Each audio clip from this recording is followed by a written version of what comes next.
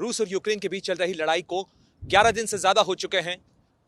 कई इलाकों के अंदर सीज फायर का ऐलान किया गया है, लेकिन युद्ध के निशान, बर्बादी के निशान, तबाही के निशान लगातार नजर आ रहे हैं। राजधानी कीव के पास का ये वो फेमस टीवी टावर है। टीवी टावर के ठीक पास में जब शेलिंग हुई थी, बमबारी हुई थी, तो उसके बाद टीवी टावर का भी हिस्सा क्षतिग्रस्त हुआ था और साथ ही आसपास की इमारतों को भी तबाही हुई थी, वहां पर भी नुकसान हुआ था। और अब भी उसके निशान यूक्रेन की राजधानी कीव के इस फेमस टीवी टावर पे देखे जा सकते हैं। और इस टीवी टावर की अहमियत भारत के लिहाज से इसलिए भी है क्योंकि यहां से कुछ ही दूरी पर भारतीय दूतावास है। भारतीय दूतावास यहां से करीब 1 किलोमीटर की दूरी के ऊपर है। और अगर ये शेलिंग किसी तरीके से अगर दूर तरफ हो जाती या दूसरी तरफ जाती तो भारतीय दूतावास की बिल्डिंग को भी नुकसान हो सकता था। और ऐसे में लगातार इस चीज का खतरा बना हुआ है कि जो शेलिंग है वो टारगेट से मिस भी कई बार कर जाती है और ऐसे में कोलेटरल डैमेज बहुत ज्यादा होता है, यानी नुकसान बहुत ज्यादा हो सकता है। आम जान माल का नुकसान काफी ज्यादा हो सकता है। कीव के टीवी टावर के साथ साथ आसपास के कई इलाकों को भी लगातार रूसी बमबारी का निशाना बनाया जा रहा है। खासतौर पर गोस्तोमल का इलाका,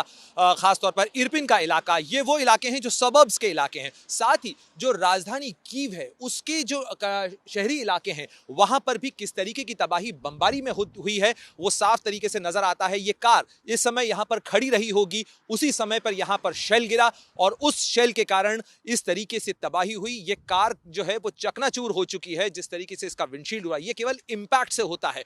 ये आप देखिए कि इस कार के अंदर जो सवार लोग रहे होंगे, ये सारा सामान इस तरीके से पूरी तरह से बर्बाद हो गई है ये कार।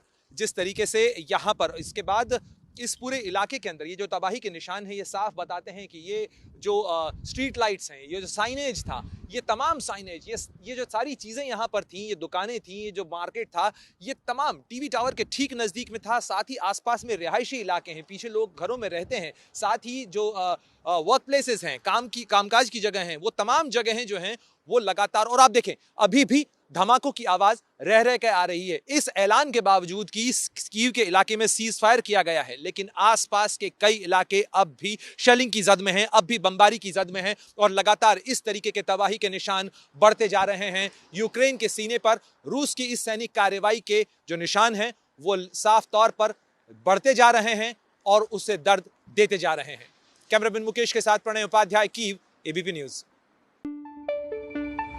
पंजाब ते पंजाबीयत दा परछावा, पंजाबी साडियां बावां, एबीपी सांझा। हुण देखो अपने टीवी स्क्रीन ते टाटा प्ले चैनल नंबर 1929 ते। एबीपी सांझा देखण लई अपने केबल ऑपरेटर नु अज ही संपर्क करो। एबीपी सांझा, जोश, जज्बा, जुनून।